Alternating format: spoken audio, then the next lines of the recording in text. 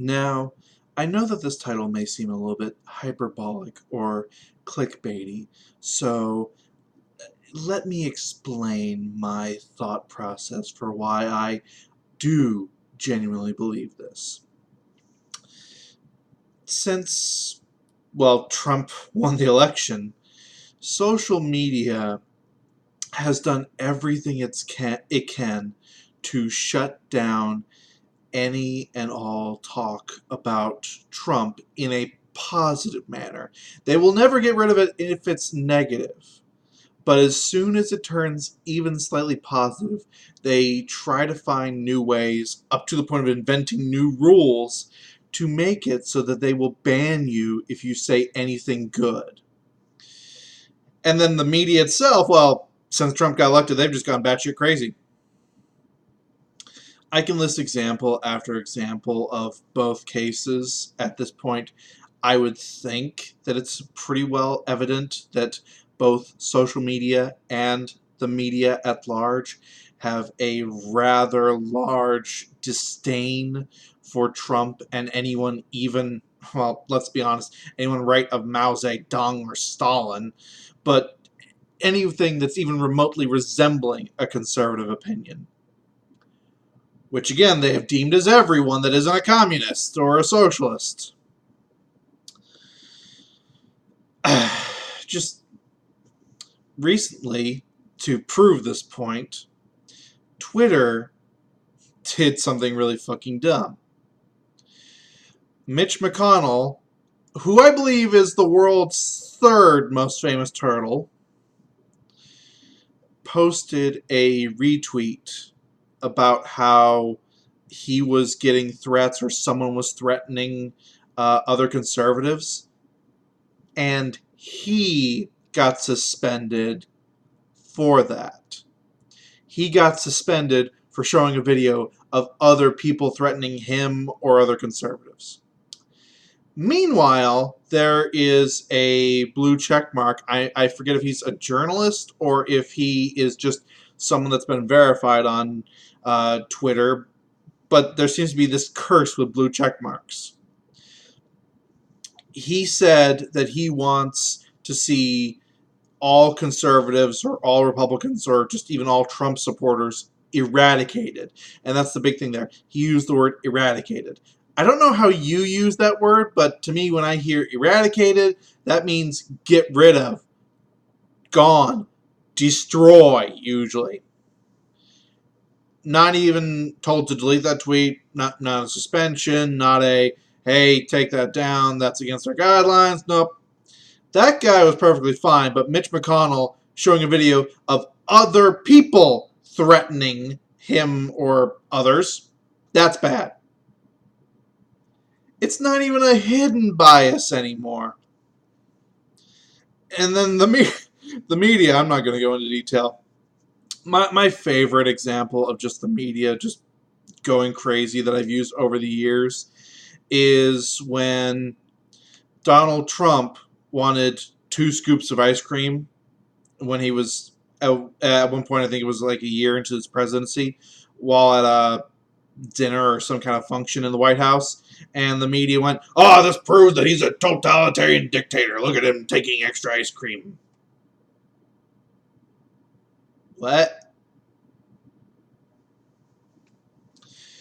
But I talk about these things just to show that this has been a constant, this has been forever, and people are getting extremely pissed off at this. And here is why I do believe that social media and the media going so crazy, censoring everything, finding every single possible way to find fault or the evils in whatever is going to get Trump the win. They have this mentality that if they keep saying he's bad and if they keep not allowing discussion of him in a positive way, then that will only cause people to see the negative and that will cause people to vote against him. I believe it's the exact opposite.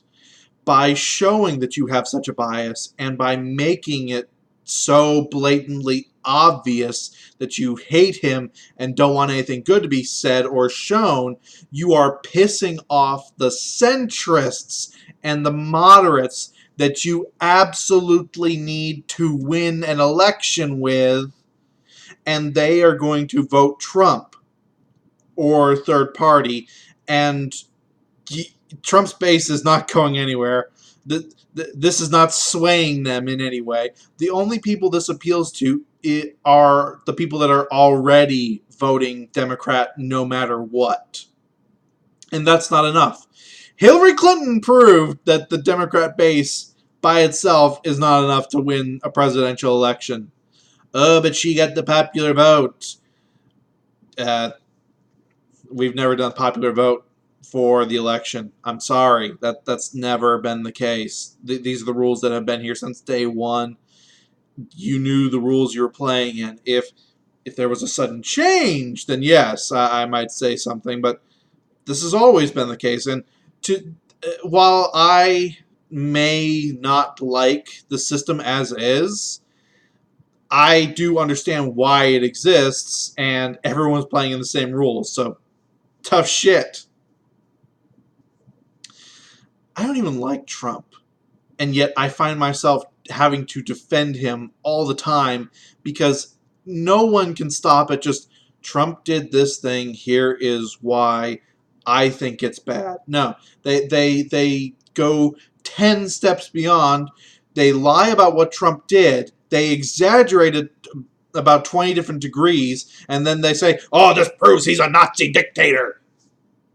A Nazi dictator that got elected in a democracy. Okay. Well, Hitler was officially elected. No, he was given the chancellorship, and then he took over by gunpoint. History. It helps.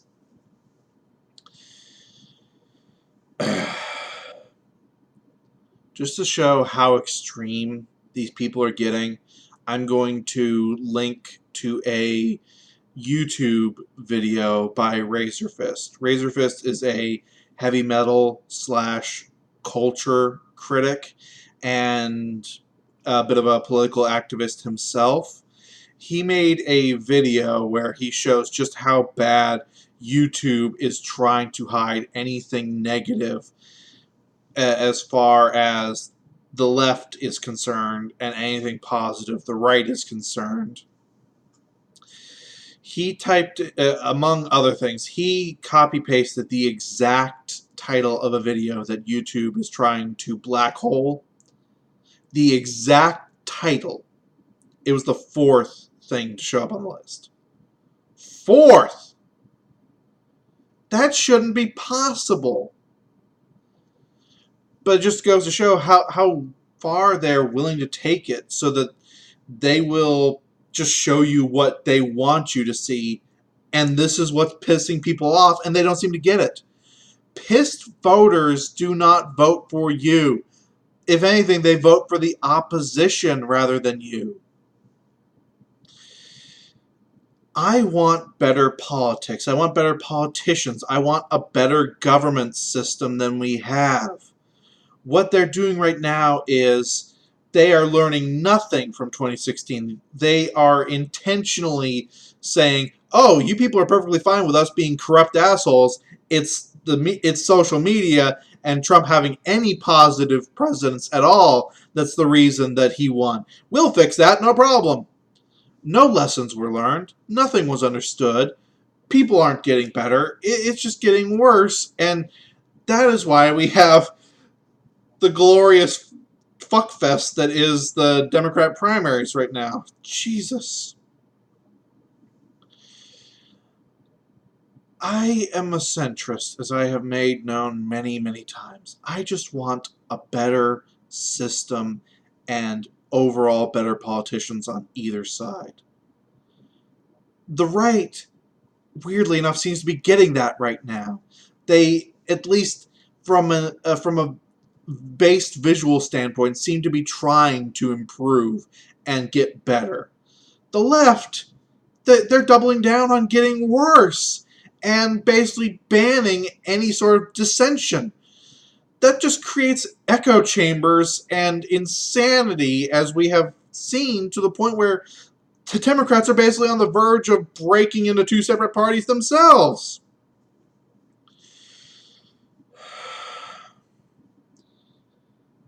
It says it in the title, and I said it already, but the media and social media are going to be the reason that Trump wins in 2020. Not for the reasons they're expecting, but because they just can't fucking help themselves. And I hope that they will learn after that, but I said the same thing in 2016, and here we are right now. This is going to be fun. So, Math Machine, lamenting the fact that social media exists and the media is run by complete morons that have gender studies or social degrees rather than fucking journalism degrees. So it's a day ending in Y. I know. Peace out.